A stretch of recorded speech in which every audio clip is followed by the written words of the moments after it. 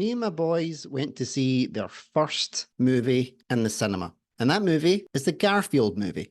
I'd heard mixed reviews, but what did I think? What did my boys think? Let's get into it. So the Garfield movie is directed by Mark Dindal and has the voiceover talent of actors such as Chris Pratt, Samuel L. Jackson, Steve Buscemi, to name a few. The story revolves around Garfield and the unexpected reunion with his long-lost father, a street cat named Vic.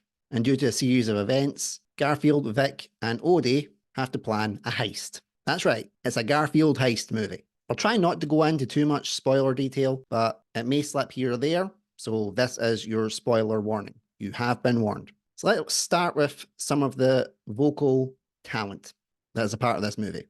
Overall, they do a pretty solid by-the-numbers job. Chris Pratt as Garfield is basically Chris Pratt, but voicing Garfield. Kind of similar to what he'd done with the Super Mario Brothers movie. It's just his voice on a character that is well known. Samuel L. Jackson as his dad Vic, same deal. It's Samuel L. Jackson being Samuel L. Jackson, just with a cat. I don't think that any actor gives a bad performance. I mean, they wouldn't give a bad performance in this type of movie anyway, but it did very much feel like it's a by-the-numbers job. Do the acting, do it to a passable level. It's for kids anyway. That's the thing that just kind of annoyed me a little bit about it. Because it's not just for the kids, it's for the adults as well, because we have to pay the money for the kids to come see the film, and then we have to sit with said kids so they can watch the film. In the movie itself, there is two stories kind of going off at the same time. The first one is about the tension and the drama with Garfield and his dad, Vic. Garfield believes that Vic abandoned him when he was a kitten. Turns out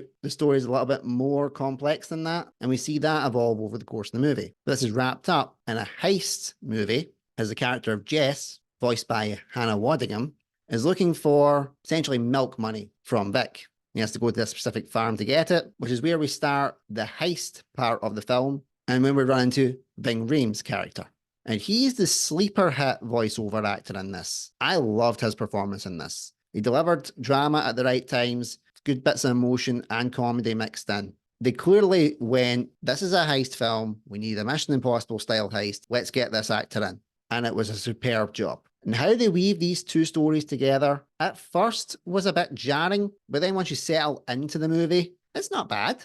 It does its thing. It adds a bit more stakes to it, which of course leads to a major climactic ending. You don't see much of John, which is voiced by Nicholas Hoult, which I think is a shame because Nicholas Hoult is a brilliant actor. But essentially, the film isn't about John and Garfield. It's about Garfield's story out with that. So it is essentially only lip service. Speaking of lip service, Snoop Dogg does a cameo here, and he maybe has about 2 or 3 lines worth. That's him essentially got his cameo money. But if you're Snoop Dogg, you can get away with that. You're Snoop Dogg. How about that? Snoop Dogg voicing a cat. So what did my kids think of it, since this is the type of film that is geared towards them? Now, they loved it. They thought it was great. They loved the slapstick humor. They laughed at the parts they need to laugh at. They were upset at the parts where there was emotion. And because it was their first time going to the cinema, it was such an enjoyable experience for them.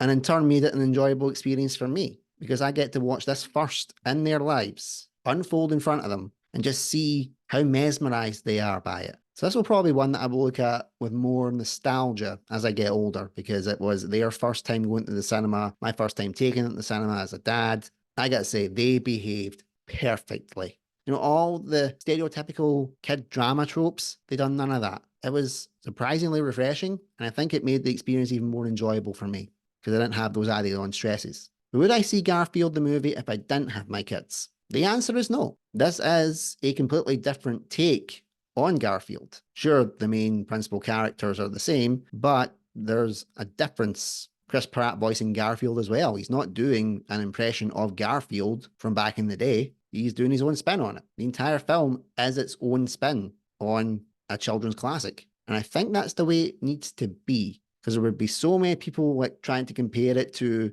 the original Garfields, even back to the comic strip back in the 1970s. And I think that's not needed right now. Garfield is a very jaded, lazy character. We have enough of those in modern day times. So having this slightly more optimistic Garfield, and by slightly I mean maybe 2%, it was quite refreshing. So no, I wouldn't go see the Garfield movie if I was on my own, but I am very glad that I did. Was some of it by the numbers? Yes. Did the voice acting seem a little bit processed? Yes, it did. But did it do what it needed to do and entertained the kids and some adults in the audience, it did that. So it's a short review on Garfield the movie. This is normally the type of things that my friend Kev does on Gentle Dorks podcast, so go subscribe to him if you haven't already. But just because it's animation, it's aimed at kids, and it's taking an old IP and giving it a fresh coat of paint, I felt like it fitted into the animated entertainment part of my playlist. So thanks for watching, everybody. And until next time, take care.